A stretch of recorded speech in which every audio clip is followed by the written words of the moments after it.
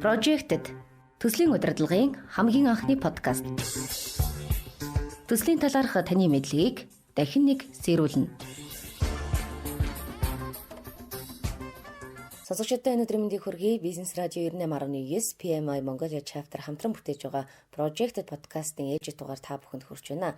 Энэ удаагийн дугаартаа бид дотоодын компаниуд болон олон улсын санхүүжилттэй 100 гаруй төслүүд дээр зөвлөх үйлчлэгээ үзүүлж хамтран ажилласан Интерконсалтинг компани захирал инх жаргал захирлыг өгөрж оролцуулж байна. За өнөөдөр бид хоёр төслийн менежер гэж хинбэ гэдэг талаар бол ярилцсан. За бидний урилгыг хүлээн авч студид хүрэлцэн ирсэнд тань баярлалаа. За баярлалаа. Бид намайг бас бүгд нэвтрүүлэгтээ урьж оруулж байгаа та бүхэнд баярлалаа. За баярлалаа. Өнөөдөр хоёул ямар сэдвээр ярилцах вэ гэхээр төслийн менежер гэж хинбэ гэдэг талаар төлхөө ярилцах юм. Төслийн менежер гэж яг ийм хүнийг хэлнэ гэдэг нэг товчхон хэлэл. Ер нь компани болгон дээр маш олон төслийн менежерүүд байдаг. Зарим нь өөрийгөө төслийн менежер гэдгийг магадгүй мэддэггүй. Яг бол яг чи энэ төслийг өдөртгээ хэлчих юм бол төслийн менежер гэдээ ойлгодог. Гэтэл өдөр тутмын амьдрал чи ер нь төсөл шүү дээ, хийж байгаа ажил маань ер нь төсөл. Манайх өөр интерконсалтинг компани, зөвлөх компани. Тэгэхээр манайх бол гарцаа авахгүй төслүүд дээр ажилладаг. Богино хугацааных нь магадгүй 2 сар урт хугацааны 2 жилийн төсөл байна олон улсын байгууллагуудын.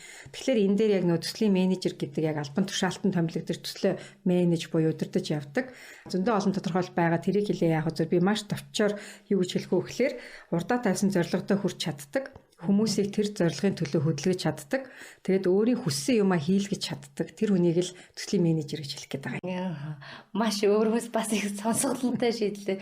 Өөрийнхөө хүссэн юмыг хийлгэж чаддаг гэж тамаг бол энэ бол хамгийн чухал зүйл баха. Тэгвэл төслийн менежерийн хамгийн чухал ур чадварыг нэрлэеч. Тэгэхээр төслийн менежерд байх ёстой зөндөө technical skill буюу одоо техникийн ур чадруудын талаар ямар ч төсний 3 зан чанарыг нэлийн дэлгэрүүлэе гэж бодож байгаа. Нэг нь болохоор interpersonal skill буюу нөгөө хоорондын харилцаа холбоо хүмүүстэй харилцах ур чадвар. Төслийн менежерийн хамгийн гол чадвар нэгдүгээрт, хоёрдугаарт болохоор өөрөөсөө мундаг хүмүүсээр өөрийгөө хүрээлүүлж нөгөө бусдаар ажиллаа хийлгэж чаддаг байх. Энэ хоёр дахь гол чадвар нь, гурав дахь нь болохоор big picture гэж нэрлэдэг. Өөрөөр хэлбэл том дүр зургийг харах чадвар. Төслийн менежерийн бас нэг одоо маш чухал чанар. Тэгээд энийг тус нь би тайлбарлаа явчих тий. За тэгээд тэр interpersonal skill хүн хоорондын зан чанарын онцлог юу вэ гэхээр төсөл амжилттай болоход бол нөгөө technical шин чанараасаа илүү хүмүүсийн хоорондын харьцаа маш чухал байдаг. Маш мундаг менежер эсвэл айгүй мундаг инженер тий эсвэл айгүй мундаг мэрэгчлэлтэн мөртлөө өөрийнхөө мэдж байгаа юмыг цаасан дээр буулгаж чаддгүй бичиг үсэг тайлагдаагүй зөндөө хүмүүс байна. Эсвэл буулгасан ч гэсэндээ тэрийг communicate буюу бусдад ойлгомжтойгоор хэлж ярьж хийсэн юм аа тайлагнаж чаддаггүй. Эсвэл баг дотор ингэж нэг атаахан өөрийгөө илэрхийлээд бие аваад хүмүүстэй нийцтэй ажиллаж чаддаг хүмүүс байгаад идэг.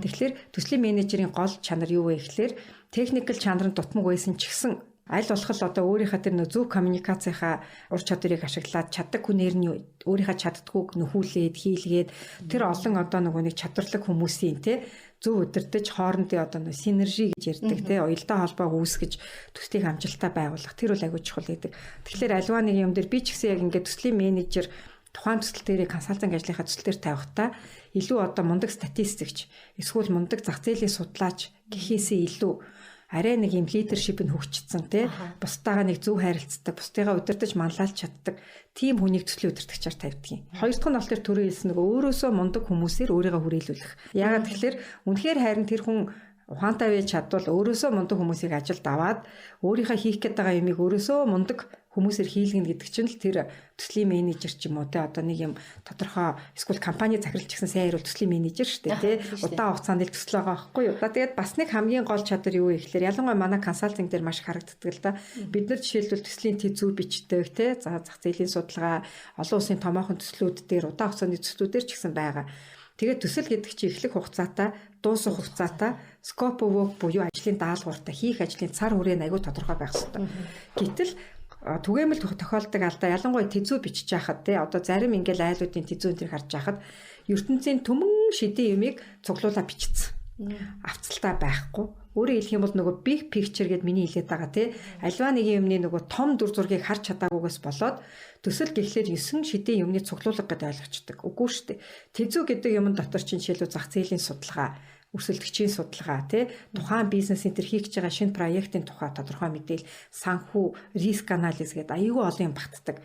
тэр болгоныг бүгдийг ингээд те нөгөө нэг Карл Марксийн ном шиг зузаан юмнууд бичээд ивэл тэр тэзүү гэдэг юм чи утгаа алдах байхгүй. Утгаа алдаад нөгөө санхүүжүүлэх гэж байгаа. Тэгээд тэр тэзүүч гэдэг юм уу хөрөнгө оруулалтын төлөвлөгөө чи хөрөнгө оруулагчид уншуулна шүү дээ. Эсвэл одоо банкны хүн, эсвэл хөрөнгө оруулагчид уншуул нөгөө хүн юу ч ойлгохгүй.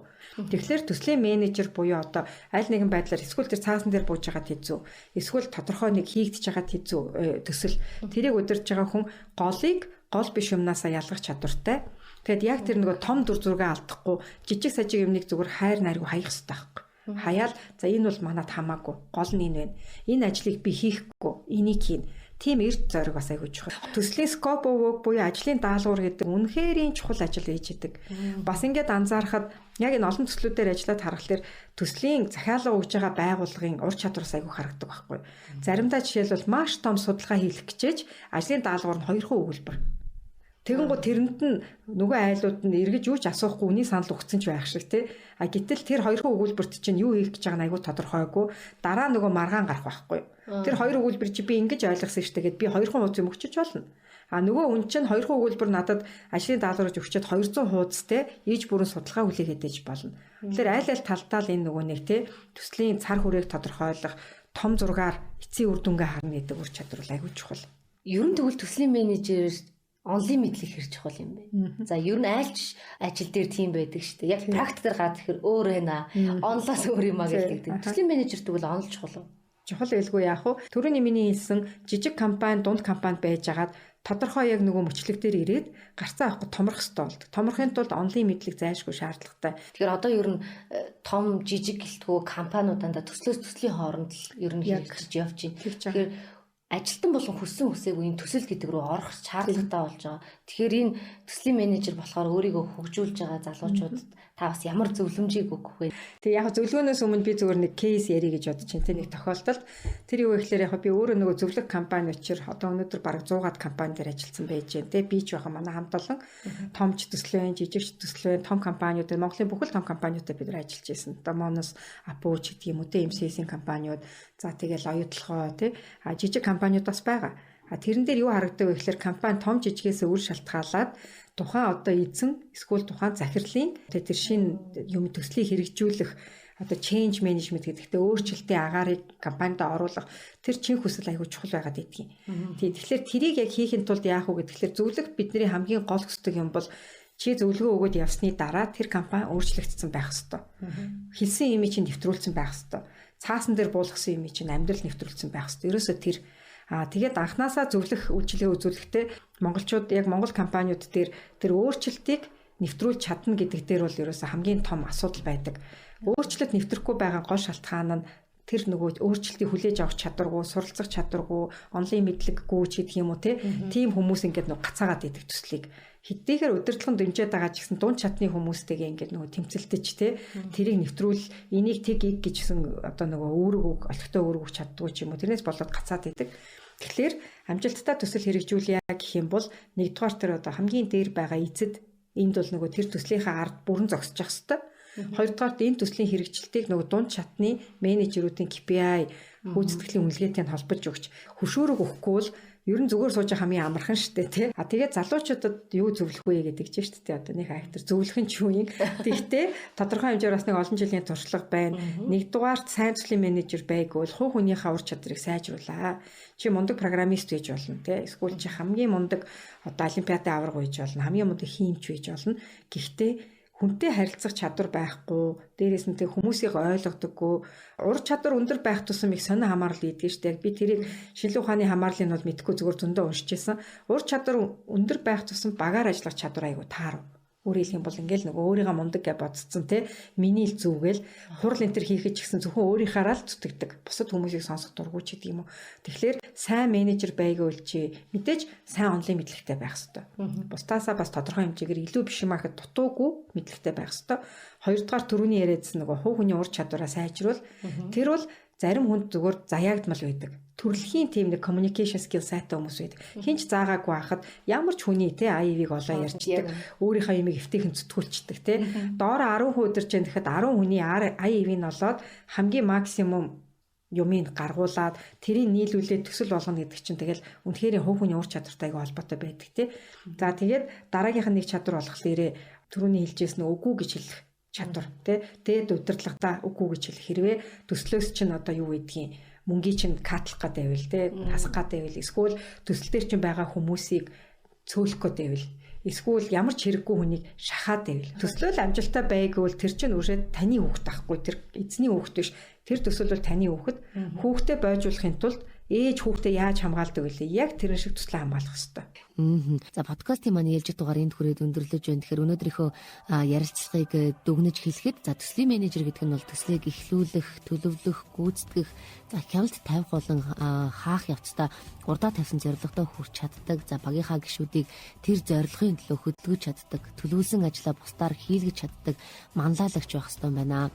За мөн төслийн менежеринд бусдаас дутуугүй онлын мэдлэг буюу техникийн ур чадвартай байхаас гадна за хувь хүний манлайллын ур чадвараа хөгжүүлэх хэрэгтэй талаар бол зөвлөгөө өглөө. За хамгийн сүүлд нь төслийн менежер бол тухайн төслийг амжилттай хэрэгжүүлэх хамгаалагч юм а гэдгийг маш энгийн талаас нь бидэнд тайлбарлаж өглөө. Ингээд бидний урилгыг хүлээн авч цаг гарган ирсэн танд баярлалаа. Ажлын амжилт хүсье. За баярлалаа.